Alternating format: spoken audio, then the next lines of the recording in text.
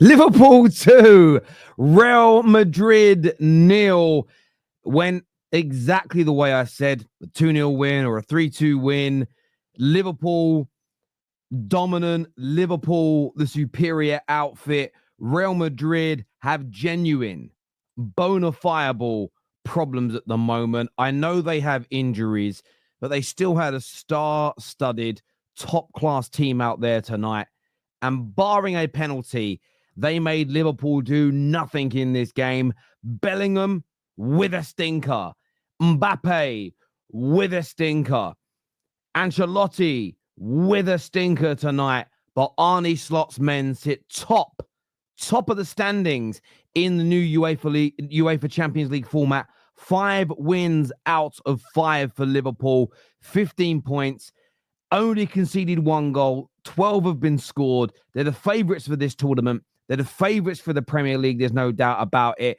This Arne Slot team, right now anyway, looks the best Liverpool team I've seen maybe in my life. The way they're so comfortable. They barely get opened up. They can score goals. They run midfields. This team is ridiculous. Genuinely ridiculous. And it's worrying me. It's scaring me a little bit. It's also frustrating me as well. But I have to give credit where credit is due. As ever, people, get your comments in. Get your likes in. Make sure the like button's getting smashed. If you do want to join last night's inflood of members and get get the vintage Football Terrace badges and the exclusive emojis you can use in the chat, plus other benefits as well, you can sign up now. The link for that is in our live comment section, pinned. It's right pinned on there, so you can get that done. When it comes to Real Madrid, and we'll get into them in more detail, Real Madrid sit 24th. 3 defeats in their opening 5 games. And they had to come from behind to beat Dortmund as well.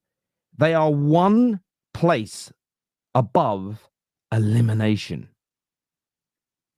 They will probably not be eliminated, but they may end up being in the non-seeded games. They have been an absolute shambles so far this tournament. They've been poor at league level.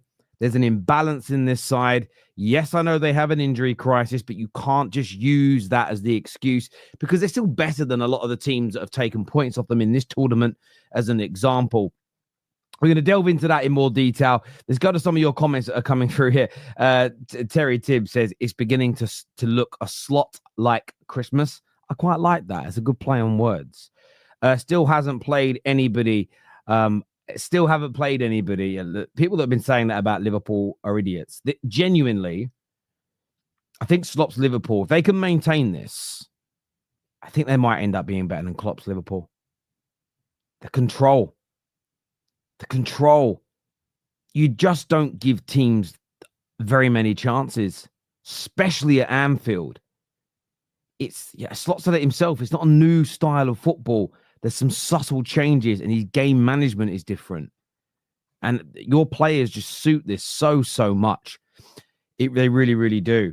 Liverpool must win against City this weekend. No excuses. Seeing City and Madrid crumble is so funny.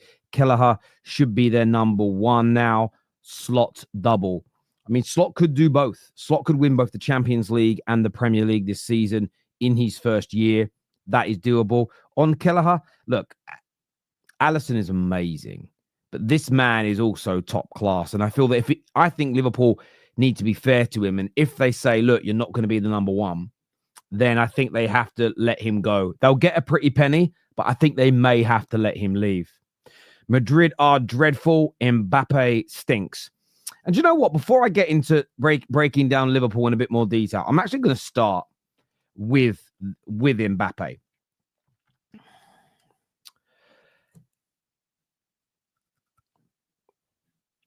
I've always thought he's a very good football player, a world-class football player. But do you remember when me and Liez used to do shows and I said he needs to go to an elite league and play for an elite team to prove that he is one of the world's greatest? To prove it. He did it for France and killed it. He did it in Liga. Scored quite a lot of goals in the Champions League. But there's a different pressure that comes to playing for a Barcelona, a Real Madrid, a Bayern Munich, a Liverpool, a Man United, as an example. And I feel that when you're nitpicking between the best of the best, which was the conversations people were putting him into, he had to go to those.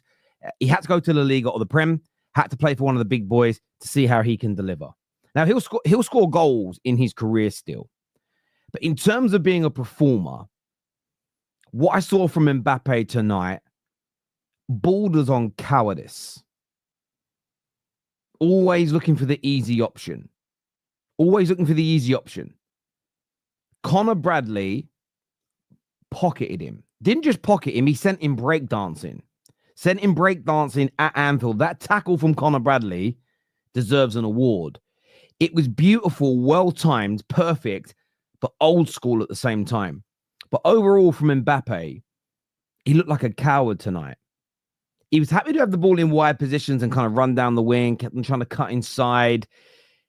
But he never wanted to take the game by the scruff of the neck. He didn't want to get himself involved enough. He even had an opportunity, undeserved, but to level the game for Real Madrid. And his penalty was an absolute mess. An absolute mess. Tonight was a world-class biblical stinker. And Madrid fans have not been happy with him. And I understand why. The fact that he wants to be on the left and you already have Vinicius Jr. And I don't care that he was a free transfer. He cost you hundreds of millions of pounds in agent fees and signing on fees. This man, so far, and he might turn this round, and I'm open to the idea of it, but so far, I've watched him maybe play 10, 12 times this season. He's an absolute waste of money. Absolute waste of money. What Madrid need is a centre forward, a number 9. And Mbappe is not that. You can be someone that starts on the left but drifts into those central areas. We saw Thierry Henry was great at doing this. This man doesn't want to do it. Maybe he wants to be an inside forward, but he had to get himself central more today. He had to. There were the amount of times they did have opportunities to get the ball into the box today, and Mbappe's nowhere to be seen. He's wearing the number 9 shirt, but he is not a number 9. Madrid have got to address this in the summer. Whether it is a Victor Gyökeres, whether it's an Husam, doesn't really matter who it is. They need a number 9. They need somebody central to help knit that team together. The imbalance is crazy. Look, you can put Rodrigo in the team and Vinicius Jr. You are going to end up with the same issue. Last year, when they kind of played Bellingham in that role and had Rodrigo and Vinicius either side, there was balance to the team. He isn't a centre forward, Jude Bellingham, but he was taking up that position. Now, it's all out of sync. And on Jude Bellingham as well, I will say this. I bit my tongue in this. I saw an advert in the summer, an Adidas advert. I'm not too sure. I saw it in Germany. I don't know if it's played around the rest of the world, where he's on the phone out in a garden, and then he drops his phone, and you see it kind of go into the swimming pool that he's standing on, and then he walks across it, suggesting that he's so good at football, he's like Jesus Christ, and he can walk on water. And I thought that was in really poor taste. I'm not someone who's advocating for blasphemy laws here in the UK, but I am saying I thought it was in really poor taste. Ever since I've seen that advert, he's literally had stinker after stinker after stinker. I mean that. And I'm saying I always think the football gods are real. And maybe they've had a little word with some other gods here and gone, do you know what? But he was awful tonight as well. His touch was poor. His passing was off. Again, there's a few times he kicked out in frustration. He doesn't look the player that I saw at Dortmund. He doesn't look like the player that I watched many times from Madrid last year and loved watching. Now, he's never going to be a dictator he's never going to be a Zinedine Zidane on the ball. I don't expect him to be. But everything good about his game is missing. Now, I understand tonight Liverpool made it hard for them. Gravenberch pocketed Bellingham. I understand that Connor Bradley had an amazing game and shut down Mbappe every single step of the way. But this isn't the first time this season those guys have looked bad. They should be called out. They're the highest paid players at the biggest club in the world, and their performances are absolutely horrendous. The manager has got to look at this situation. The president has got to look at this situation because Madrid looks so poor. And if they were, by the way, to get eliminated from the group stage, the league stage, I don't think they will, just because they're away to Atalanta next. I think Atalanta can beat them. I think Atalanta will beat them. They then play somebody else, I'm not too sure, one of the teams in that area, and then the final game is against Brest. They should win those final 2 games. They'll make the playoffs, and maybe that's when they'll wake up. But for me, horrendous. When it comes to Liverpool, look, I mean, I should have put a bet on it, really. Everything I said in the earlier on today on Straight Facts with Husam and Mo came true. Liverpool dominant, Liverpool the better team. You're going to win by 2 clear goals. Should have been by 3. I couldn't believe Mo Salah missed that penalty. But you know what I thought was really good for Liverpool today? Is they were still just as good. They were potent. They were deadly. They saw the game through. Even with Mo Salah actually having quite a quiet game by his standards. Other players stepped up. Gravenberch, excellent in the middle. McAllister, not just scoring, but being a great dictator in the game. Konate and Van Dijk again being solid. Kelleher with the penalty save, as we mentioned. Conor Bradley, for me, man of the match. Absolute man of the match. And I know Liverpool want to keep Trent. I get why you want to keep Trent. But I do think you've got a gem in that young man. I really do think that you may never get a player again in your lifetime that can cross the ball as well as Trent. We've only had 2 English players as good at crossing the ball as them 2 in the Premier League history, and that's Beckham and Trent, and that's 30-odd years. So the likelihood of Liverpool getting another player that can cross that well again straight after, just stop thinking about that. It's ridiculous. But Conor Bradley, he can step into the void. He really can. This young man is excellent. You know, he's been through a lot of adversity, and he's such a young, in his personal life, for such a young man.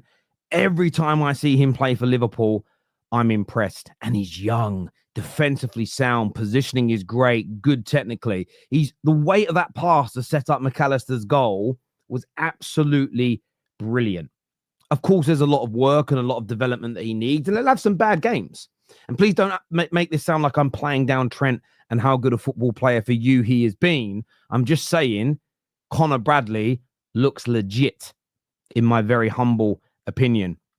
But overall, look, another fantastic game for Slot. And with every win, he keeps essentially breaking the record. No Liverpool manager has ever had this good a start to a season, has ever had this good a start to a Champions League campaign in their first year at the club. And like I said at the top of the video, I stand by it.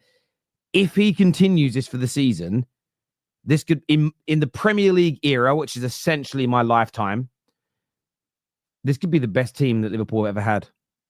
Because they've just got everything. A great attack that can score goals, a midfield that runs games, a defense that's very hard to penetrate. And then collectively as a team, their game management is amazing. And it frustrates me to have to praise Liverpool in that way, but I've got to do it.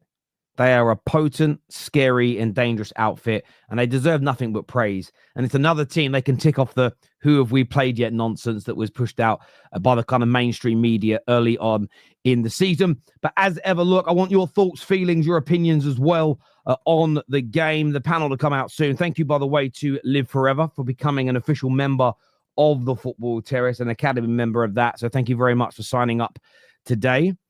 Let me ask, what's in Bradley's pocket, Mbappe? Yeah, I mean, imagine how he feels right now. Just, if you're not a Liverpool fan, just put that aside for a moment and just imagine you're Conor Bradley right now. What is he, 19 years old, and you just pocketed the most expensive player in the world. That must be an amazing feeling. There's still people saying Liverpool have had an easy schedule. No, they just haven't. Do you know what? Some people say that for banter, but it's proof that they've got to bring... I nearly just ain't really offensive then. I nearly said they've got to bring bullying back. I don't mean that. What I mean, they've got to bring proper banter back because people have forgot how to do it. If I was going to banter Liverpool and I thought they weren't that... Say you really don't think Liverpool are that good. What you do is indulge in the story that they are good and then wait for them to collapse because you think they're bad. Now, this is hypothetical, by the way, and then you pounce upon it.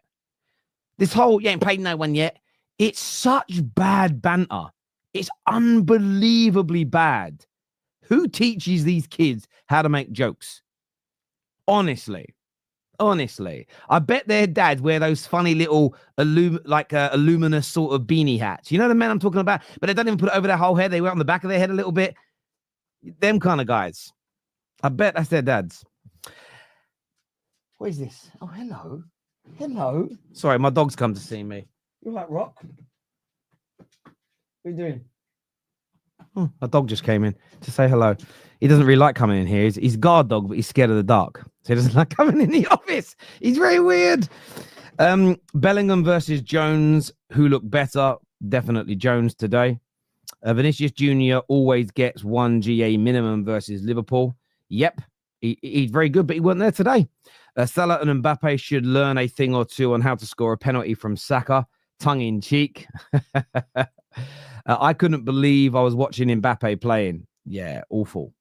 Awful today. Absolutely shocking. £2 for that child, Enric, the new Sergio Ramos. What's like? Yeah, yeah. I'll leave that one. On current form, who'd win, City or Madrid? That would be a stink fest, wouldn't it? Do you know what's mad? On form, isn't it mad? I couldn't have said this with a straight face 2 months ago.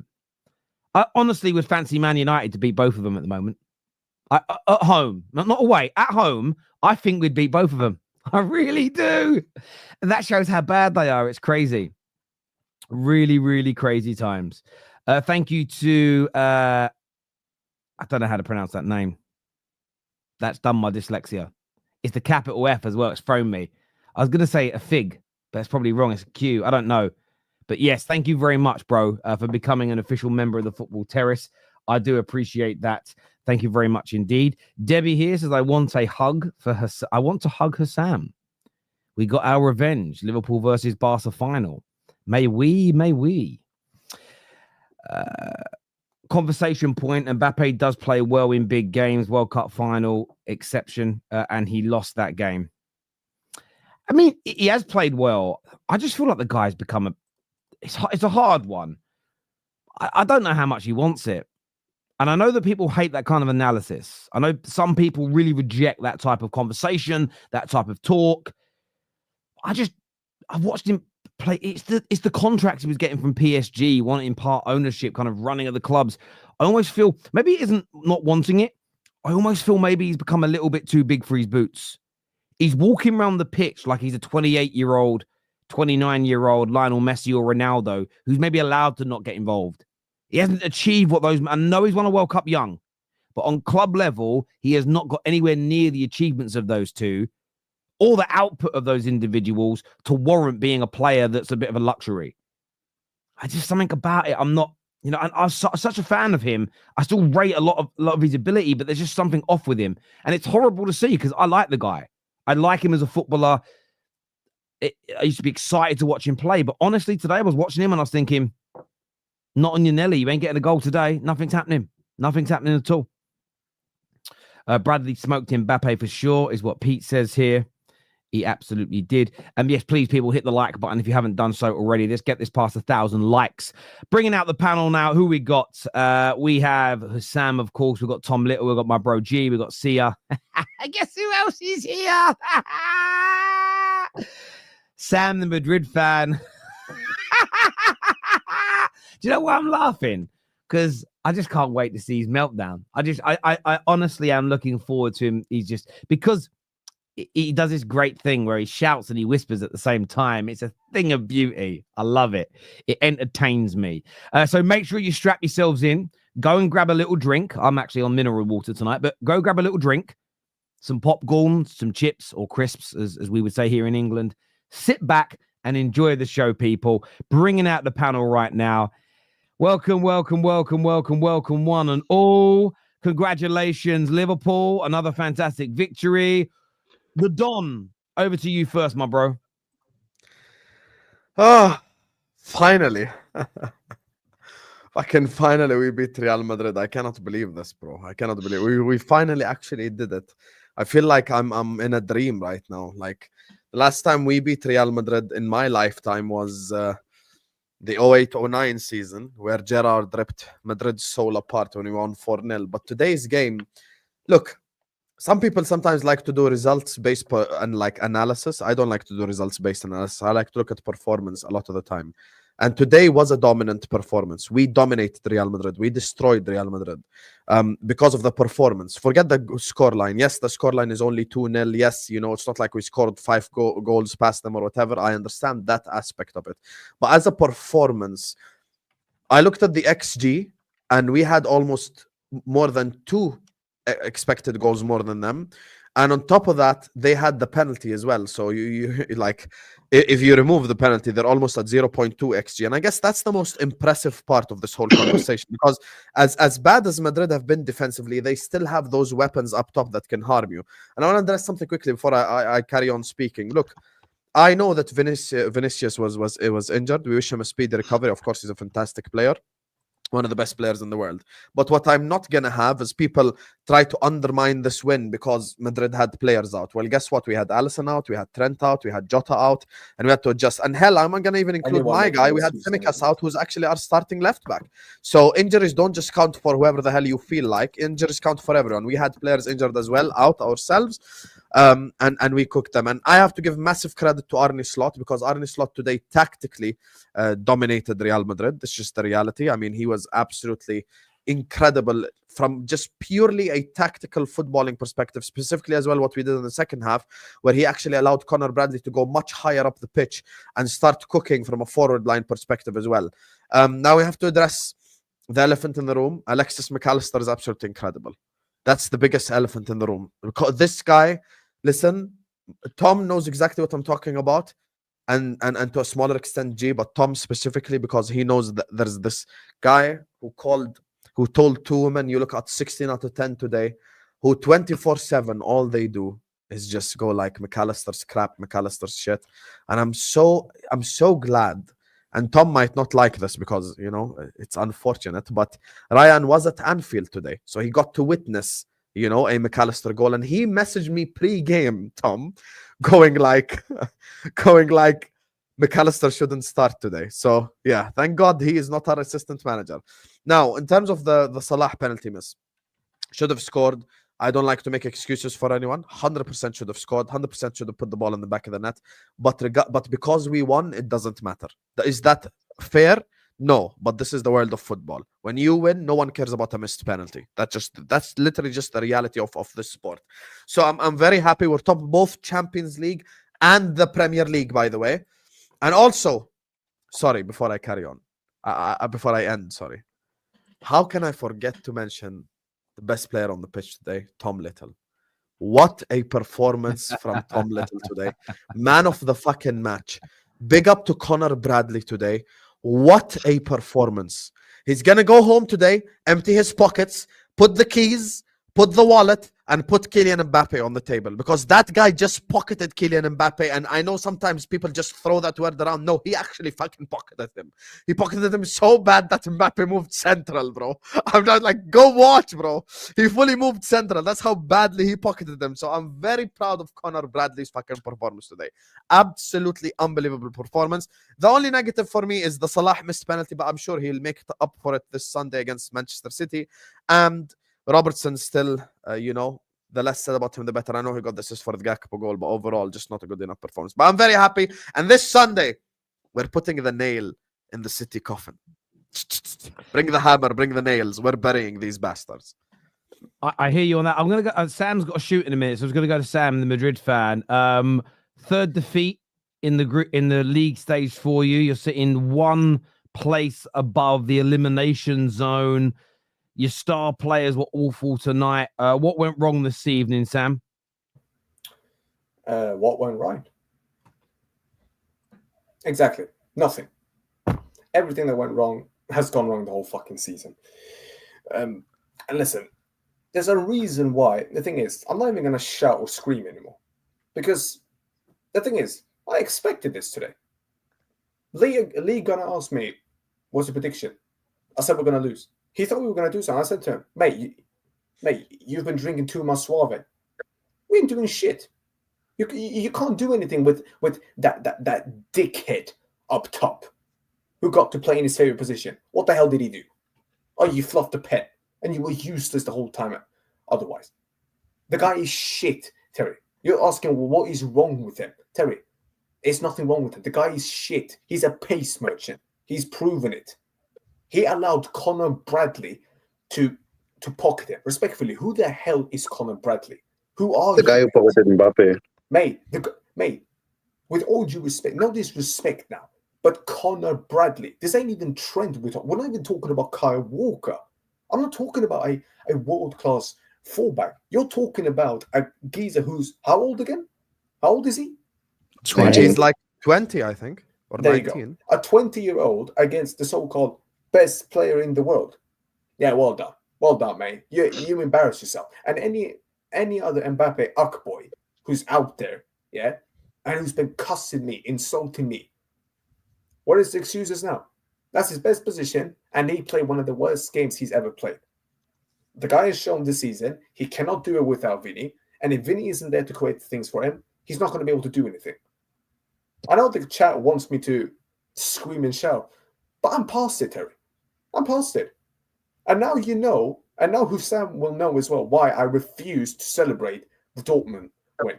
Because I know if you perform like that against these teams who are more clinical, who are better defensively, what will happen? What will happen? You're going to get exposed. And look where it's gone to, Terry. We are one place above getting in the elimination zone, Terry. I don't give a shit anymore if we qualify or if we don't, Terry. Because we ain't going to win the Champions League. Let's just be honest. You can't win it the way you defend. And if the attack is going to rely on one geezer, mate, respectfully, there's no point. There is literally no point. I have had enough, Terry. And I have had it up here with people, both in your chat, both people on Twitter who've been. The Wi-Fi had enough. Did I lag out? No, he lagged out. Florentino stepped in. Terry, this is how. No, listen, I get your frustration. I get your frustration. I mean, what's the solution from this point? What's the solution from this point in your personal opinion? The man just got to go. I'm sorry, mate, but his time is done. His time is done. I'm sorry for the Wi-Fi. I don't know what the hell happened, but yeah, I think that's Mbappe. I think that's Mbappe trying to break into my network because he's that angry that I'm cussing it out. But hey, it is what it is. I hear you. I hear you. Listen, Terry, do you know what? But Sam, you have to give Bradley credit as well. It's not just about Mbappe ghosting. Bradley deserves credit as well. No. Husam, listen, my battery's going to die any second. Here's the thing. It's not about him not getting credit. Bradley did well, but Mbappe is supposed to be the best player in the world. That is all you can do, mate. Respectfully, you've got no business on my football club anymore. The manager's got to go. The board, if they don't decide to change, I will have a look at them and say, do you know what, mate? Maybe your time is up here is up as well. Maybe it is. President out as well. No, not the president, but the board members. I will have a look at them now because now I have had enough. And here's the thing, Terry. I can't even shout anymore, Terry, because I'm used to it now this season, Terry. And it's sad, Terry. It's sad. Yeah. It's so sad. But listen, big up everyone. I'll be honest with you. I'll be really honest with you. It is not sad for the rest of us, to be honest. Yes, it is not. Mate, listen, your biggest rival could do a double this season, mate, and they will overtake you guaranteedly in being the biggest club in England if that happens, mate. You already are. Again, that's really not my concern right now, if I'm being honest with you. It will be, mate. It will be, because then you can't sit there and scream 20 times anymore, mate. What I'm saying is none of us... Cook that Man United fraud. Let's go, Sam. Man United are frauds. Man United needs us to be relevant now. That's how it is. That's what it is. Man United need Real Madrid to be... Oh, wow, that's a weird one. Yeah, you do. Yeah, you do.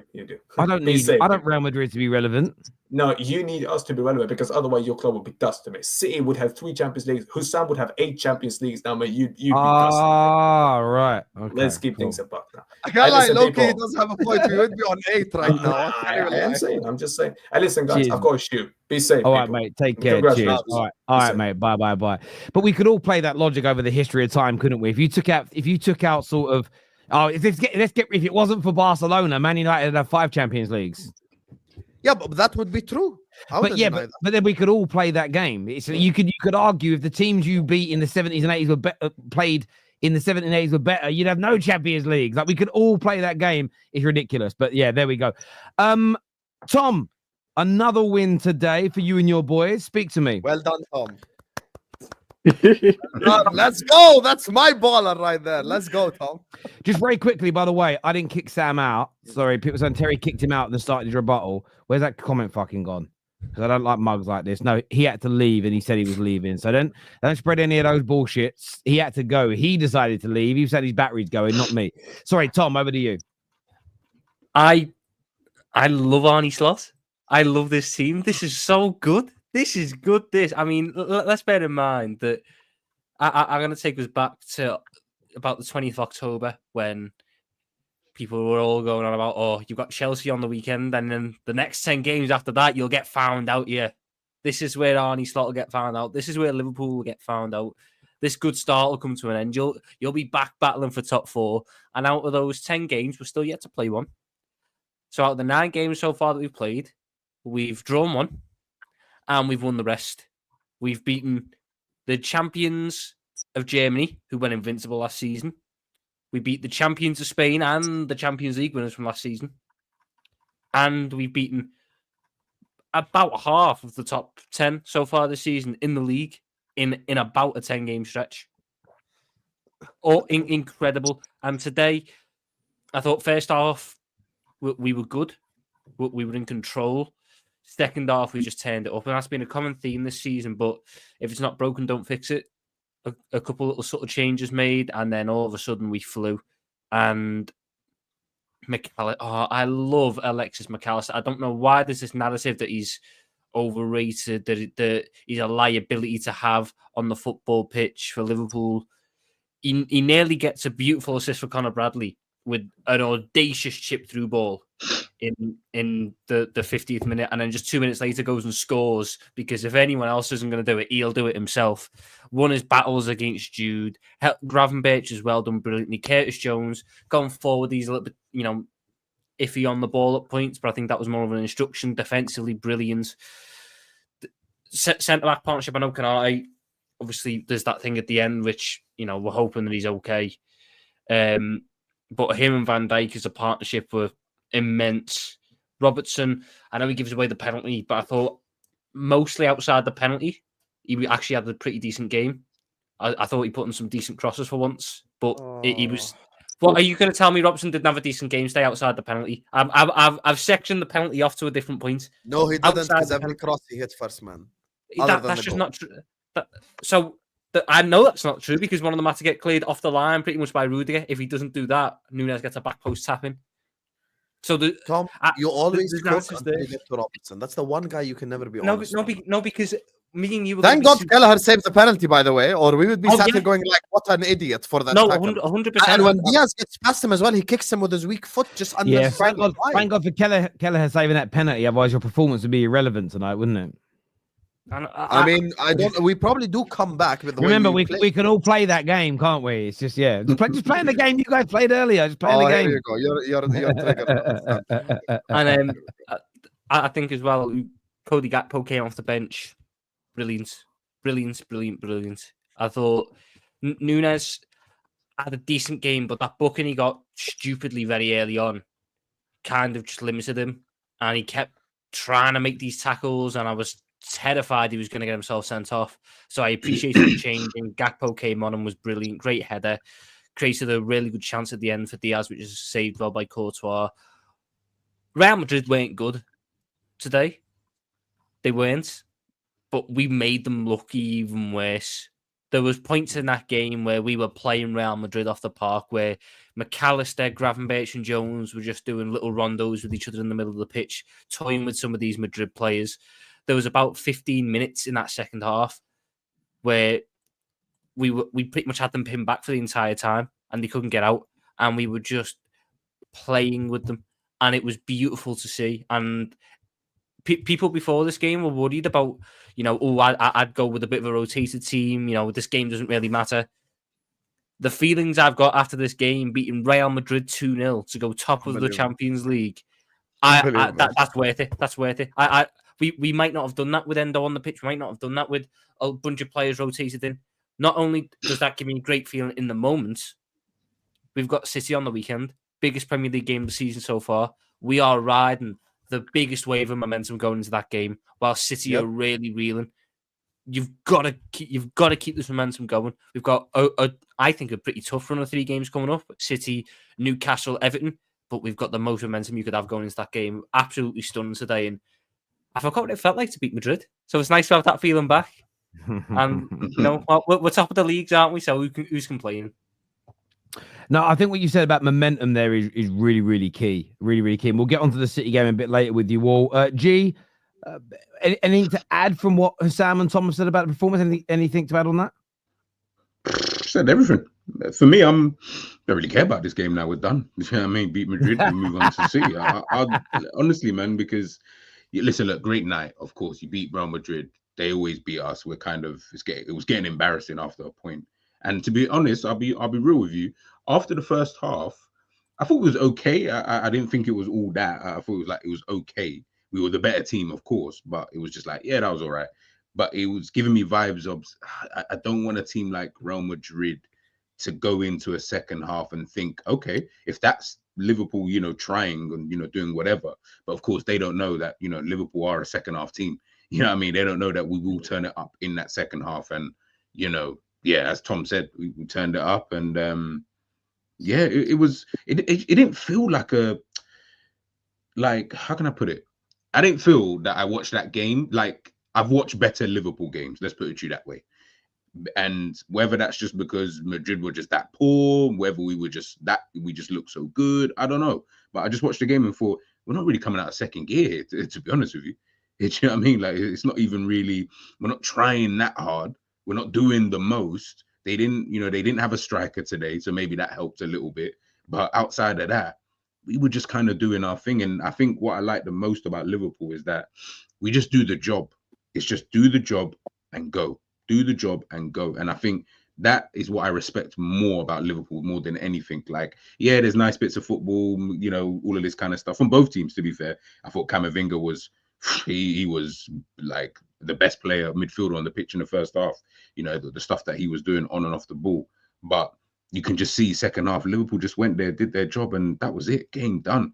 And Madrid had no answers. That was the thing for them. They just didn't have an answer to what we were doing and, stuff like that. And you can see it was becoming relentless. When we scored one, I said it could really fall apart for Madrid here because Liverpool always do that. Score one, score two, score three, score, we get into that kind of mode, and we did that. And I thought that was what was going to happen. But obviously it didn't happen. But listen, I'll take 2-0, clean sheet, Madrid, you know what I mean, at home, going against City now.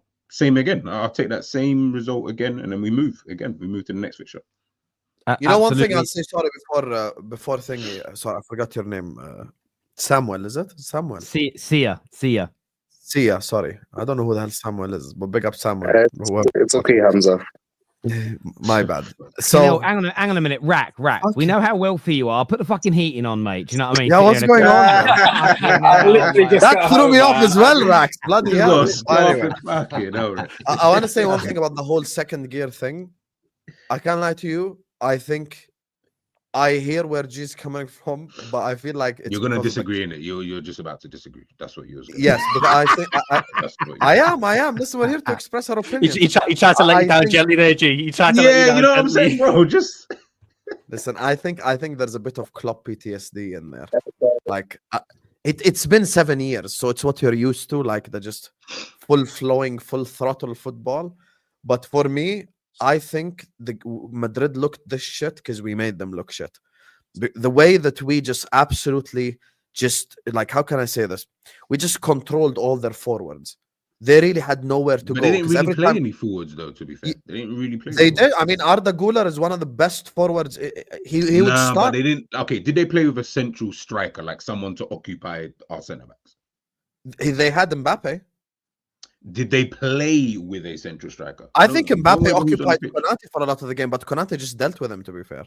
Nah, it was Mbappe was on the left-hand side. By the way, Bradley locked him up, but I'm saying they didn't really have one in the middle like that to be like, oh, okay. Yeah, maybe I hear where they're coming from, not like a target man or anything, but I feel like we just nullified all their forwards every time they got into a dangerous position because we doubled up on them defensively. And I think that's why, for me, we made them look like shit. So, yeah. Yeah, no, I hear it. Sia, I've got a question for you from a super chat here. I want to go on some of these super chats. It says that Liverpool are right now the best team in Europe, planet Earth, and the universe. Do you agree with that, Sia? Are you the best team in the world right now? It would be hard to disagree. I mean, we have factual evidence in front of us that we are the best team in Europe right now. On form, and according to some of our performances, we are. And like I said, and I think it was one of the previous match reactions, Arne Slot was one of the managers I wanted to replace Klopp because I know he's a relentless winner.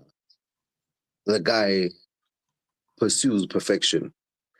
And there's this really dumb narrative from Arsenal fans. And from them, you'd expect that because, you know, they don't win shit. So they'll try and, you know, drag anyone else down to the mud with them. That, you know, we are peaking too early or we haven't played anyone or, you know, shit like that. But the one thing or the one perspective that they're missing on purpose is that this guy is new. This is a new team for him. This is a new level for him. It's a new league. He's still learning. He's still learning how to match up the players to how he wants to play, how best to play certain teams in the league. And he still hasn't gotten some of the pieces he may have wanted to be signed, like the Zubimendi type DM. A new fucking left back, definitely, because Robertson, I'm sorry, the guy's a liability. So, yeah, I do think we're the best team in Europe, and I don't think I would be going too far to say that we're going to get better, especially if we do something in January, which, as a Liverpool fan, I don't want to get my hopes up because, you know, our club is owned by cheapskates who's just going to see us doing well and be like, everything's good, guys. So, I mean, things are looking up from here, man. Yeah, we are the best team in Europe. Fuck that. No doubt about it. Well, you're top of the European League, so you must kind of be. And obviously, we've been joined by Rack and we've been joined by Mike. But welcome both to the show. Rack, another very good performance for your team tonight as you prepare for this big game at the weekend against City. Yeah, look, we've dropped points in 2 games this season, right? So I think any mention of best teams in Europe, the results kind of speak for themselves. It's not the full story, but I think it will take a brave person for anyone to disagree with that. And going into the City game, obviously, in a way, yesterday's result was almost worse than a defeat because they were on the edge of victory and they've been hauled back. We go into it with sky high confidence, and I don't think City, from a confidence perspective, can be any lower. So obviously, this is a time to not show mercy and kind of, as Husam would say, stand on their neck or something like that. Sweep the leg, Johnny. Sweep the leg, Johnny. Yeah. Okay. Sweep the leg, Johnny. The Karate Kid reference, exactly. If you know, you know. But yeah, it's we go into that game strong, and I think most people would say if we beat them, they're out of the title race. As great as City have been over the last few years, this looks like it's a down season, or even not even a down season. They may come back for the rest of the season, have a good season, but when you're 11 points behind and we're playing so well, it's difficult to see them bridging that gap. So yeah, look, we've got it all to play for. I just want to make a quick point about the other trophies. I remember the year we were going for the quadruple. We all got swept up, and obviously we came away with the FA Cup and the Carabao Cup. And but at the end of the season, we kind of struggled, and the Champions League final, although we played well, it wasn't the same team. People will call us defeatist, but I want us to focus on the league, and I want us to focus on the Champions League.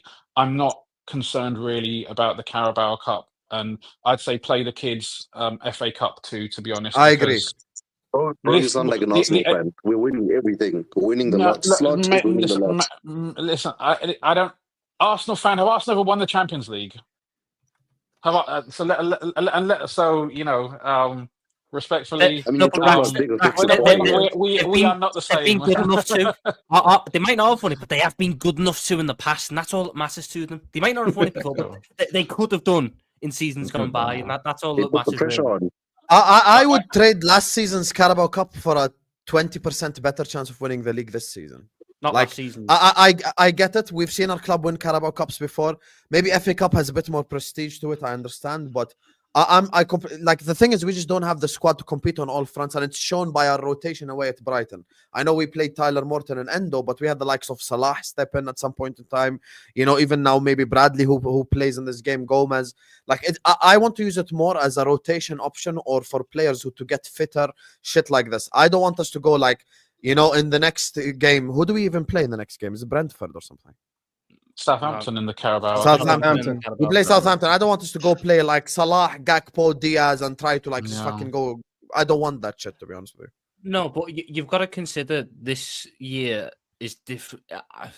It seems different this year because of the coaches that we've got and their ideas regarding recovery and rotation seems vastly different to what the previous regimes was, and it's shown by the fact that they will play the likes of Salah and the likes of, you know, Diaz in these games off the bench. So maybe they've got a different way of looking at it, where they think, well, I have no problem with that, Tom, as long as you don't. Also, I think you're all missing it. I know you're all Liverpool fans and you know your team well, but you also got to understand you play the game in game now.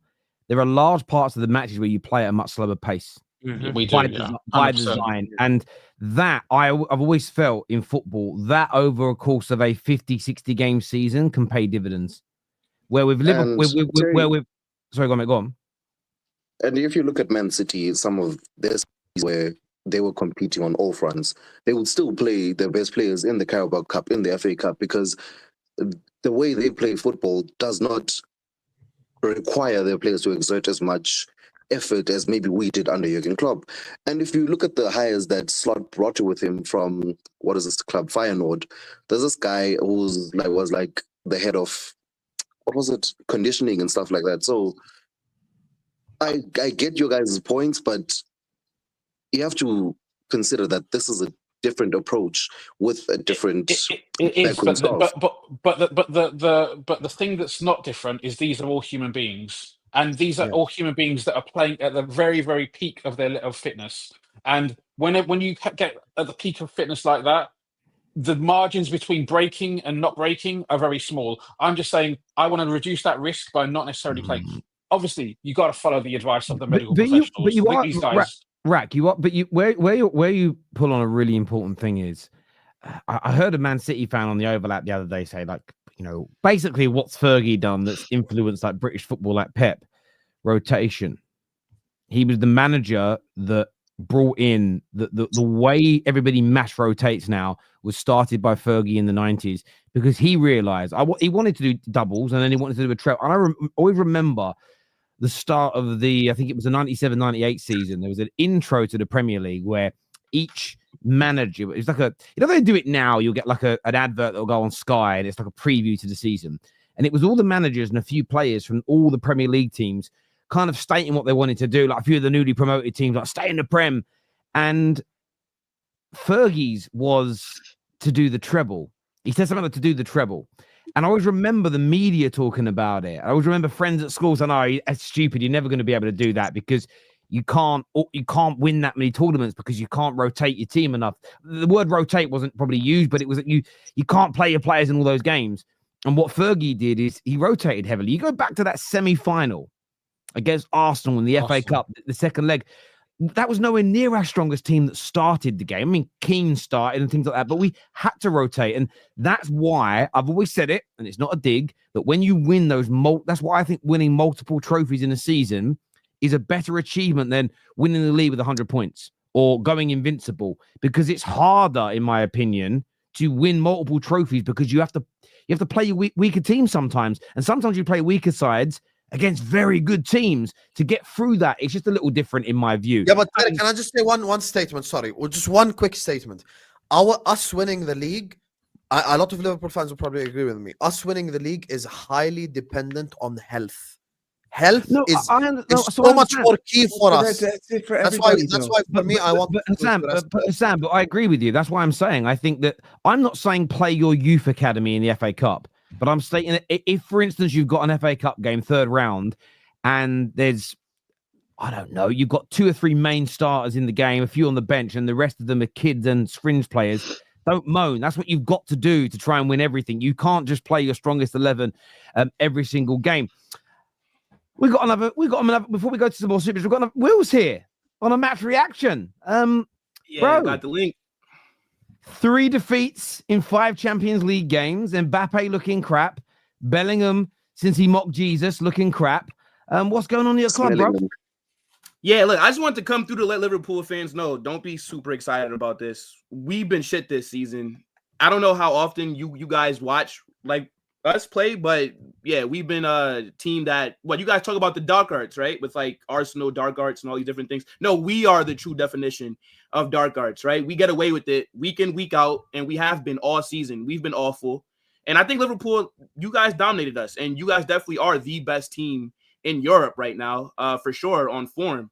But in terms of this win over Real Madrid, it's not as big as you guys think that it really is, because we've been bad. And I've been saying this, right? I know that that's not like what you guys like want to hear. You guys want to say, oh, this is prime Real Madrid. You guys have Mbappe. Well, we also didn't have Vinicius, right? There's no Rodrigo. There's no Tchouameni. There's no Militao. There's no Danny Carvajal. There's no David None of us said that, though. None of us said that. No, wait. These are world-class players. We know they're missing. We're not stupid. We know they're missing. Also, we had no Jota, no Alisson. What does that no have Trent. to do with what I just said, though? I was just still making my point. Because we know that Madrid aren't full strength. We've taken advantage of the fact that you're weakened. Absolutely, 100%. This is not the strongest Real Madrid. We're not saying we beat the strongest, but we're just happy we won. I don't think the narrative that sure, Liverpool fans are running with tonight isn't that. Our narrative tonight isn't that we have beaten the peak form of Real Madrid. Our narrative tonight is we've got over a hoodoo. We haven't beaten you since 2009, and we have played you so many times, and we've played well, and we've played crap, and we've played in between. But no matter what, we've not beaten you. And tonight, regardless of circumstance, regardless of context, Liverpool got over their hoodoo against Madrid. That's what the narrative is about, taking that momentum. It's not. We know that if Carlo Ancelotti had a fully fit team, we would not be seeing Arda Güler starting or Brahim Diaz up front. I mean, I think the big thing... but even then, Tom, it's not like you're mentioning names of bums. Arda Güler would start for like 90% of teams in world football. Brahim Diaz would start for 90% of teams in world football. By the way, their midfield 3 was Camavinga, Bellingham, Modric. All 3 of them probably start for Liverpool Football Club. Even Modric when he started 7. That Camavinga injury was a big one, because he was actually... Yeah, I hear what you're saying, but Will can act like their bench is a bunch of bums. Like, also, we had Jota, Alisson, and Trent out, so... Yeah, 2 of our 4 big 4 were out. Yeah, so thank you, Isa. When I brought up the injuries, it's not me making an excuse, right? You could ask Daz if he wants to admit it or not. But I've because we talk in group chats, but I've been saying that we've been bad since the season has started. And the only reason that I bring it up is because I think even if everybody was fit, I still think that Liverpool would be the favorites just based off the form that both teams are coming into this game on. But I don't think that you guys dominate us the way that you do or the way that you did. If we did have some of our other players like out there. But I still do think that you guys were, because before the Vinicius news broke that he was injured on Monday, everybody still thought that you guys were the favorites. So, it's just based off the form. You guys are playing really well right now. I got to give you a lot of credit. I got to give Arne Slot a lot of credit. I'm somebody that goes in on like Liverpool because I think that you guys don't have ambition. I don't like your owners and stuff. But I think that you guys have been fantastic this season. So, fair play. It's a good result from you guys. And yeah, we just been bad, bro. That's now three L's in the Champions League. We lost to a shit AC Milan team. We lost to Lille. And to be honest, we should have lost to Stuttgart as well in our first game. They were cooking us and we got away with it. Dortmund, right? We're up 2. And then we had an amazing second half. It's just not been sustainable. Dortmund made a mistake, but Dortmund went defensive too early as well. They went really defensive too early in the game in that match. And you guys have been awful. Really, really. Right now, Thibaut Courtois is the only reason why. So Thibaut Courtois and Lunin, we have 2 very good goalkeepers. If they weren't as good as they were, you would be seeing Madrid lose a lot of games by a lot of higher score lines. It's actually crazy. Even today, by the way. Question for you. Yes, question for you. Well, yeah. Question for you. Gut feeling. Has Mbappe been a bad signing and a huge waste of money? Yes. This game solidifies that. Obviously, it's still early in the season, right? He could turn it around and then have another 6 months where he cooks. But a game like today is a game why we signed you, right? There's no Vinicius. There's no Rodrigo. you have the left wing, right? Everybody's been saying, oh, well, Mbappe's not been playing well because he's been out of position central. Okay, well, today he was on the left wing. And what did he do? He's getting locked up by Connor Bradley, who had a good game. And when I looked at the starting 11, I was identifying, because we all know that Liverpool have the best defense in Europe this season. I was identifying the fullbacks as the weak point. I'm like, okay, well, there's no Trent there, right? Mbappe, you would think a player that has that CV, that has scored that many goals, right? Top 10 goal scoring Champions League, World Cup finals, hat trick, and you would think he'd be able to put in a good performance against Connor Bradley, but he didn't. I thought Arda Güler on the right was shit today. We've all been calling for him to start. Carlo does not rate him. Carlo gives him a chance. You're going against Andy Robertson, who all you guys will agree is a liability. He's not the same player that used to be. And Arda Güler was awful today. So it's like the whole team was just bad. Jude was bad. There's only two positives I could really take from this game. The center back, Raul Asensio, he's going to be starting for us rest of the season because Militao tore his ACL again, and we didn't do what was required in the summer. We didn't sign it, no defenders. We only brought in Mbappe. Thought that could be it. And then I think Courtois he bailed us out. But yeah, I think you're hyper focusing on Mbappe though, because if you look at this game objectively, Carlo Ancelotti came in to play a low block. That's what you guys did in the first half. You only attacked with three. Every time you were on the break, it was Kylian Mbappe, it was Brahim Diaz, and it was Arda Güler. And every other Real Madrid player was in their own half of the pitch. You cannot expect anyone on the planet to consistently not only dribble a left back, but then cut in, dribble a center back, and then lay up a ball on a tee for just one other guy when you're outnumbered 6-3 on every single attack. I think that Carlo Ancelotti was beyond arrogant. I think that the way that he approached this game was disgusting and disgraceful. You disrespected us. You basically said, you're not going to do anything. You're not going to create any chances, and I'm going to hit you on the counter. That's not because true. Because I'm afraid of your counter. That's exactly what you did. Your only legitimate shot on goal was from a penalty, and it was saved. The other one was Lucas Vazquez from outside the box, which meant nothing. And then the other one was the guy who came in for Mendy, whose name I can't remember. He had the one. Yeah, it was pretty much like a cross, but it was right in front of the goal, and Kelleher saved it. So it counts as a shot on goal. Outside of that, you did not produce a single on-target attempt. Well, yeah, but that's not in a low block against this. To me, it is, because you should be playing football. You should be playing football against hang on a minute, Mike. Can I ask you a question about that? I'm a little confused. I'm not saying you're wrong. I'm a bit confused. If you're saying he sat behind the ball and that's disrespectful because he didn't think you'd be able to create anything, is him sitting behind the ball not him saying you are really creative and I'm scared of it, so I'm going to put everybody behind the ball? Is that not respecting your attack? Yeah, that's what I'm saying. What I'm trying to say is that it's more disrespectful to Real Madrid. The fact that you thought you were incapable of playing football at Anfield. I mean, listen, Jude was absolutely awful. I just saw a screenshot. Like every single metric that you could rate a midfielder on, it was a 0. Like 0 chances, 0 tackles, 0 balls won, whatever. Curtis Jones was fantastic. But every time you had the ball in transition in that first half, you attacked with 3 players. That is disrespectful to yourself. The fact that you don't feel like you could commit more than 3 on a single attack. The only time you started attacking with even numbers was in like the 85th minute. And from the 85th minute on, yes, every time you came in, it was kind of mano-y-mano. But you basically put yourself at a disadvantage the entire time because you said, you're too scary. You're Real Madrid. I don't care if you're missing Vinicius. And even if Vinicius was in there, I don't think that Carlo Ancelotti would have changed up his tactics. To me, you played scared. And if I'm Real Madrid, I should never be playing scared because I've won this competition 15 times. I am this team's bogey team. I am the mighty Real Madrid. I never play scared. I thought it was like a defeatist mentality. Well, and that's why Carlo needs to go. This is his last season. It's very evident. Carlo, it's very respectful to Liverpool, but I think it's disrespectful to Real Madrid and your capabilities. And but Carlo's tactics and his subs have been bad this entire season. That's the thing.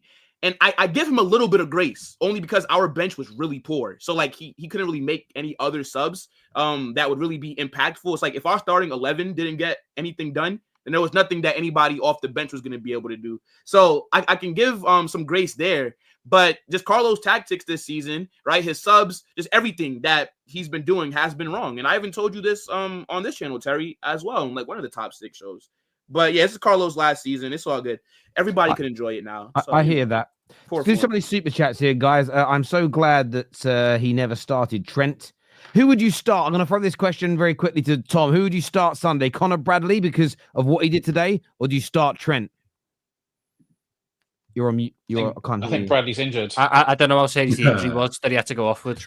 Great point. So as it stands, I'd start Trent. To be fair, I'd quite like to see Trent against City because it's the first time he's been fit for one of these games in 4 seasons. That's crazy. That's crazy. This is from Sanjay. He says, many said we haven't played anyone big. Guess Real Madrid are a small club. Bring on City. Well played, Reds. I mean, we haven't played anyone above us yet. That's kind of true. I think it's baby Bradley and baby Tom having a field day today. Liverpool, right? Sorry, already done that super chat from O'Bird. Thank you. It says Thomas Large. Who's a better manager, Amorim or Arne Slot? The one who's top of the Premier League and the Champions League. Answer the question. Say his name, fraud. Are you still Slot out? I was never Slot out. That's a lie. You wanted that. Get back to the important topic, which is Arne Slot. Slot out. That is my analysis of this Slot situation. Hashtag Slot out. Slot out. I know Safi sent you this clip as well, but if I sent you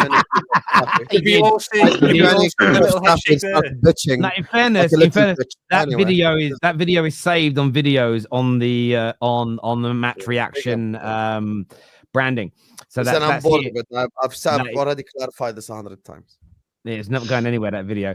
We need to start talking about injuries. Konate and Bradley. Oh, did Konate get injured as well today? He picked up a knock at the end of the game. We don't know how serious it was. He was sort of limping, but it kind of feels like the same thing. I think it was 2 games ago, where he sort of like limped off at the end. I hope said it's too early to talk, but he hopes they'll be fit to play.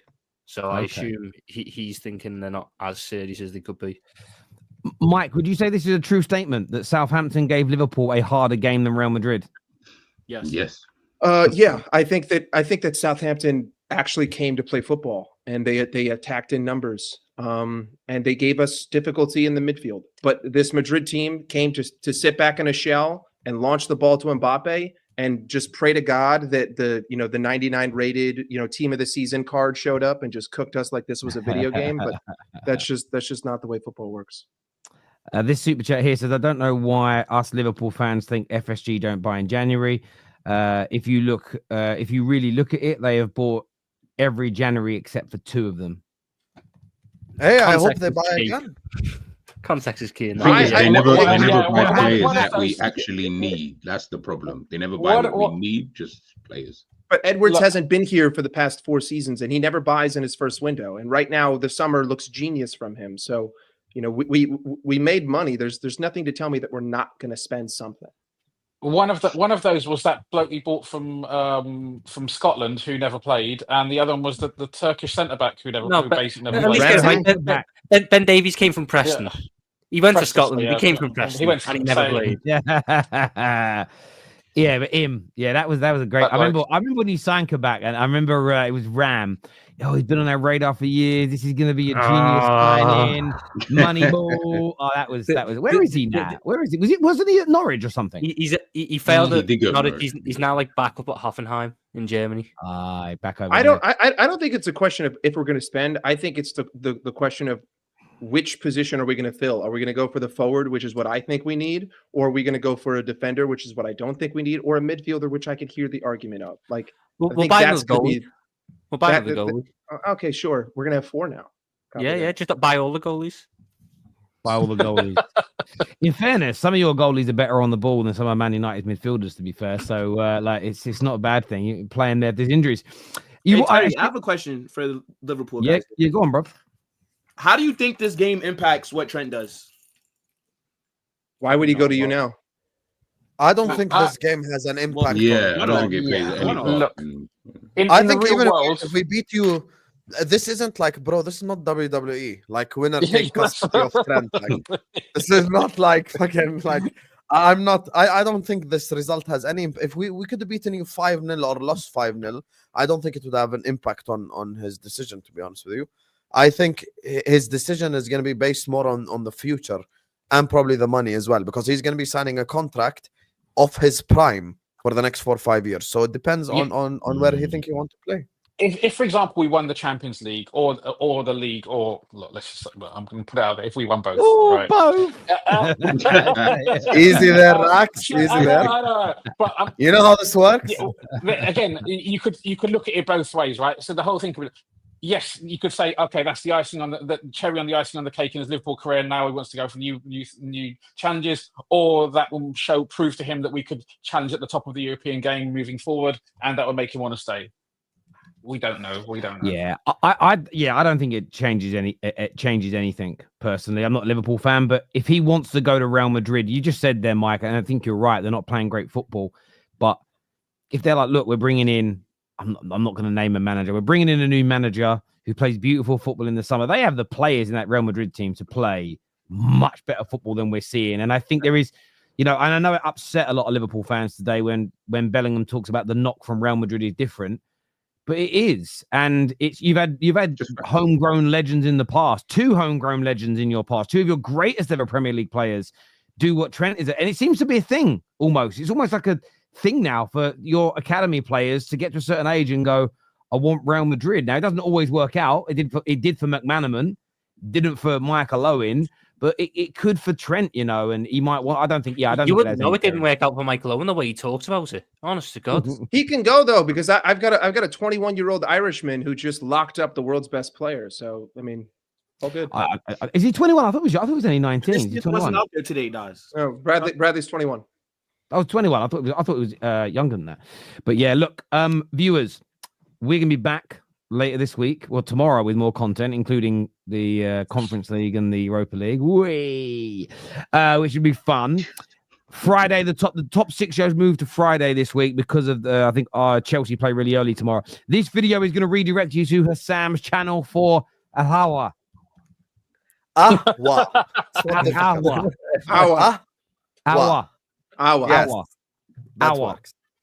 Yes. Hour. So get yourselves across. Literally, I butcher it every time. Get yourselves across to Husam's channel right now and go and support that. Thank you to everybody that's tuned in, to all of my super chatters, all of our members. You're amazing. Take care. Goodbye. God bless. And remember, it could be worse. You could be Mbappe tonight. Peace.